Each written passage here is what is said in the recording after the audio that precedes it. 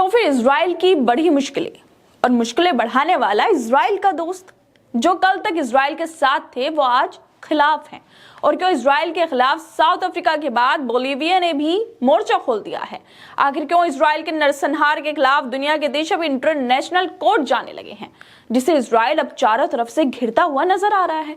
Hamas Israel युद्ध को 3 महीने हो गए हैं। इसी बीच इजराइल का साथ देने वाला देश फ्रांस भी अब उसकी आलोचना करने लगा है, गाजा के साथ खड़े होते हुए नजर आ रहा है। और साथ ही कुछ देश तो ऐसे भी हैं जो इजराइल के खिलाफ इंटरनेशनल कोर्ट भी जाने लगे हैं। दरअसल इजराइल गाजा युद्ध में साउथ अफ्रीका के बाद अब बोलीविया की भी एंट्री हो गई है। साउथ अफ्रीका ने इजराइल के पीएम बेंजामिन नेतन्याहू के खिलाफ इंटरनेशनल कोर्ट में मामला दायर किया है, जिसमें उन्होंने आरोप लगाया था कि इजरायली सेना का गाजा पट्टी में ऑपरेशन नरसंहार के समान है। इस मामले को लेकर साउथ अफ्रीका ने 84 पन्नों की याचिका दायर की है, लेकिन अब बोलीविया ने भी कह दिया है कि वो इंटरनेशनल कोर्ट ऑफ जस्टिस में गाजा पर नरसंहार कर रहे इजराइल पर आरोप लगाने वाले दक्षिण अफ्रीका के आवेदन का समर्थन करते हैं।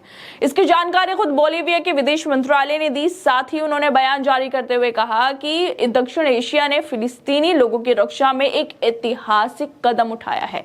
इसके साथ ही इजराइल का समर्थन करने वाला उसी का दोस्त फ्रांस ने भी अब गाजा के लोगों के लिए आवाज उठानी शुरू कर दी है। फ्रांस के राष्ट्रपति इमैनुअल मैक्रोन ने कहा है कि इजराइल को गाजा का भविष्य तय करने का अधिकार नहीं है, यह फिलिस्तीन की जमीन है। इससे पहले भी मैक्रोन इजराइल से सीज फायर का आह्वान कर चुके हैं।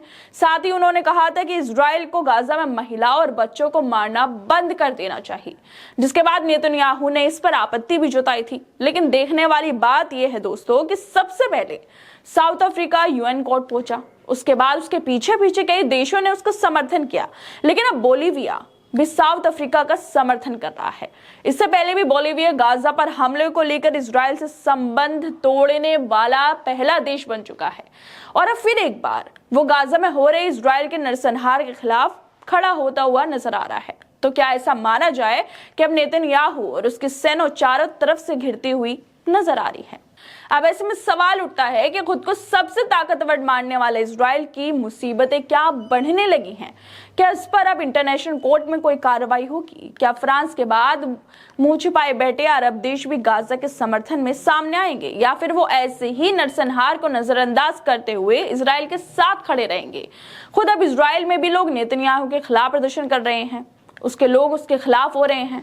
खैर दोस्तों, आप लोगों को क्या लगता है? जो लोग इजराइल के साथ खड़े थे, आखिर जंग को 3 महीने बीत जाने के बाद 22,000 फिलिस्तीनी मारे जाने के बाद वही लोग क्यों इजराइल के खिलाफ होते नजर आ रहे हैं? और क्या देशों के इंटरनेशनल कोर्ट ऑफ जस्टिस जाने से इजराइल पर कोई कार्रवाई हो पाएगी? आप लोगों को क्या लगता है? हमें अपनी राय जरूर दें और बाकी तमाम खबरों को देखने के लिए जुड़े रहिए हमारे साथ।